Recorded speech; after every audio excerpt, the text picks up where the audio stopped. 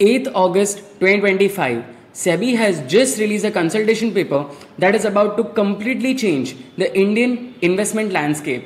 This paper is going to create two classes of investors in India, the elite and everyone else. If you have 7.5 crore in net worth or 2 crore in annual income or 1 crore in net worth plus 5 crore in annual income, or you're a company or trust with 50 crores of assets, then you are an accredited investor and you get access to some elite investment opportunities that are a completely different game from what everybody else is playing. This isn't just another regulatory update. This is the birth of India's investment aristocracy. So here's everything you need to know about what's going on. First, let's understand the basics. What exactly are AIFs?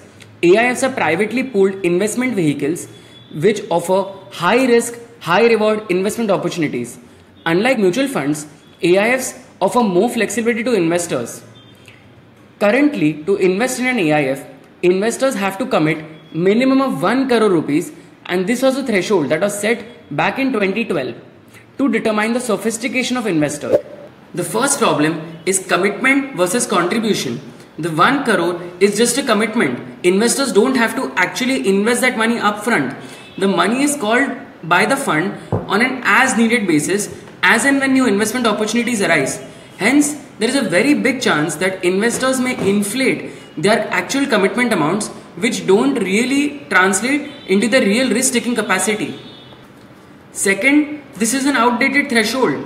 This number was set back in 2012, over 13 years ago, and has not kept pace with inflation or changing market dynamics. Third, risk concentration. Investors may put a disproportionate amount of their wealth into AIFs, which are inherently risky investments. Therefore, SEBI has determined that accreditation is a better metric than commitment amount to determine investor sophistication. In this consultation paper, SEBI has laid down a clear long-term vision, gradually transitioning from the minimum capital commitment model to an accreditation status only model. But here's the key. SEBI is not doing it immediately. They understand that such a massive change would be very disruptive to the AIF ecosystem in India. Hence, they have proposed to do this change gradually.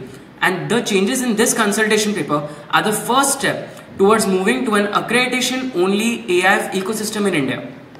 In this paper, SEBI has made 8 key proposals. Let's go over them one by one. The first and second proposals are on this framework shift. SEBI is asking whether you agree with the long-term view of moving the AIF industry to accreditation-only status.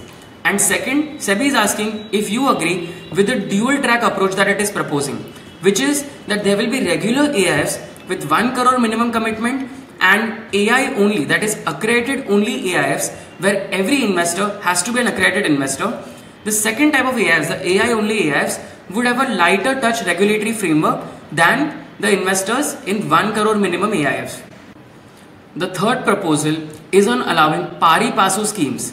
Currently, all investors in an AIFs must have equal rights. However, SEBI is proposing to exempt accredited investor only schemes from this. Therefore, in these schemes, the manager can offer differential rights to certain investors. However, this can only be done with the explicit waiver of each investor in the scheme.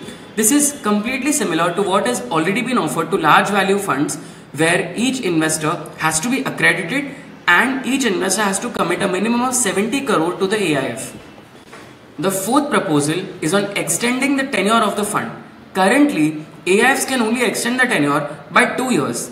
SEBI is proposing to allow accredited only schemes to extend the tenure by 5 years. This is completely similar to what has already been offered to LVFs as well. The fifth proposal is an exemption from the NISM certification requirement. Currently, AIF managers are required to get certified under NISM Series 19C, 19D or 19E, and this is mandatory for AIF managers of all schemes.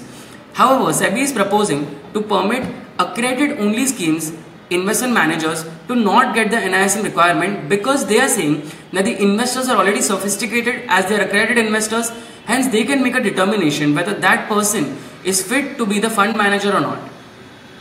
The sixth proposal is that there will be no investor limits. Currently, the AIF regulations limit the number of investors in an AIF to 1000. SEBI is proposing to completely remove this limit for accredited only schemes. The seventh proposal is the change in the role of the trustee in an AIF. Currently, most AIFs in India have been structured as trusts, and these trustees have certain compliance and regulatory oversight responsibilities under the regulations. For example, the compliance test report has to be submitted to the trustee.